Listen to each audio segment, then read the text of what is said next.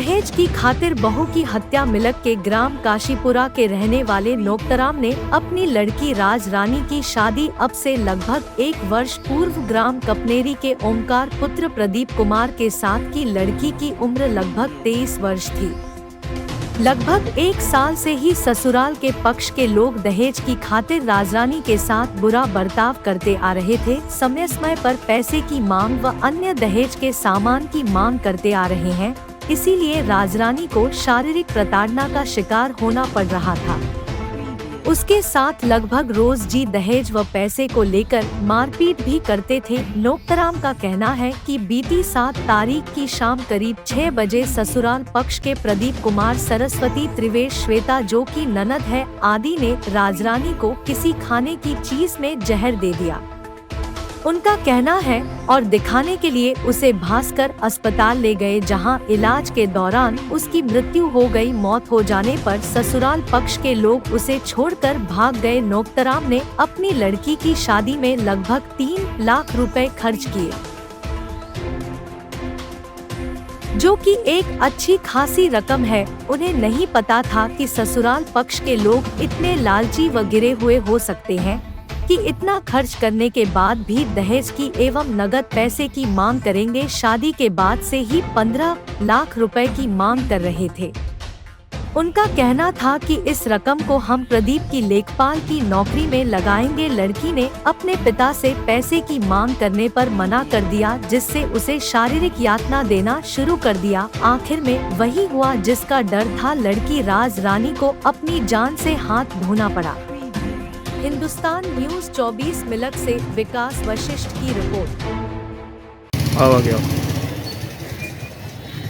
क्या नाम भैया आपका? मेरा नाम नोक्तराम गंगवार है जी। और मैं इस समय भारत बांग्लादेश सीमा पर बॉर्डर सिक्योरिटी फोर्स में ड्यूटी कर रहा हूँ जी। परसों रात्रि को मेरी बेटी का उसकी ससुराल वालों ने दहेज के कारण मार डाला, उसका मर्डर कर दिया। क्या नाम था लड़की का? लड़की का नाम राजरानी गंगवार था।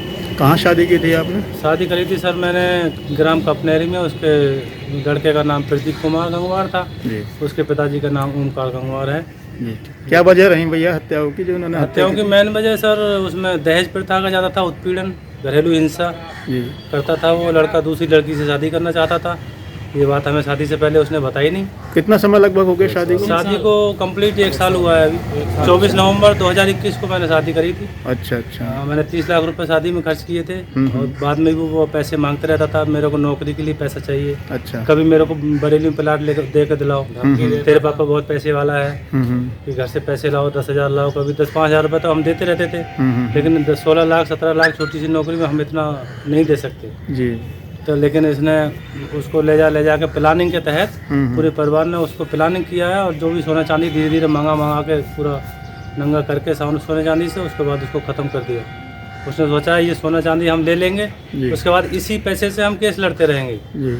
और ये इनके पास तो कुछ रहेगा नहीं, हमारे पास तो कुछ है नहीं। हमने जो हमारे पास जो था उनको पहले दे चुके 30 लाख रुपए। तो क्या मारते पीटते भी थे लड़की को? मारते पीटते थे, घरेलू हिंसा करते थे। हमसे हमारी बेटी कहती भी थी तो हम बोलते थे चलो कोई बात नहीं है, बेटी का रिश्ता है, ऐसे तोड़ने का नहीं होता है, तो समझा देते थे। तो जब मारते थे तो उसमें ससुर का या भाई का किसी इन लोगों का भी हाथ होता था क्या? अकेला मारता? मदर का ज़्यादा हाथ था। माँ भी साथ देती थी हिंसा में? मदर का और एक उसकी बहन का ज़्यादा हाथ रहता था। वो साथ देते थे, वो उकसाते ज़्यादा थे लड़के को। अच्छा। हाँ, हिंसा करने के लिए उकसाते थे कि हम तो नहीं मार सकते, तू मार, और ऐसे बोल वैसे बोल, घर से पैसे लाएगी बताओ इसको जी। और उसको एक नौकरानी के टाइप का जैसे रखते थे, व्यवहार उसको ऐसे करते थे जैसे पैर की जूती के साथ इंसान करता है, इंसान के साथ नहीं करता है ऐसा जी। काफ़ी राक्षस किस्म के निकले ये लोग। ऐसी इनसे उम्मीद नहीं थी। कहने को तो ये लोग जय गुरुदेव में बोले हम सत्संगी, सोच के हमने शादी करी थी। सत्संगी लोग हैं, बोल के अच्छे होते होंगे, लेकिन सत्संगी की बेस में ये राक्षस निकले। तो बीच में तो आप लोग आते होंगे, आपकी बातचुत हुई होगी ससुराल पक्ष वालों से? हमारी बातचीत होती रहती थी। हमेशा हमें समझा बुझा के रखते थे कि बेटी का नाजुक रिश्ता होता है जी। इसको ज़्यादा बढ़ाने से नुकसान ही होता है। और 4 लोग भी ये कहेंगे तुमने यार बेटी की शादी कर दी, फिर उसको भेज नहीं रहे हो, अपने ही घर में रख रहे हो। मान सम्मान को ध्यान में रखते हुए हम उसको भेज देते थे, लेकिन इनका प्री प्लान चलता रहा कि कैसे उसको करके मारना है और हमने दूसरी शादी करना है।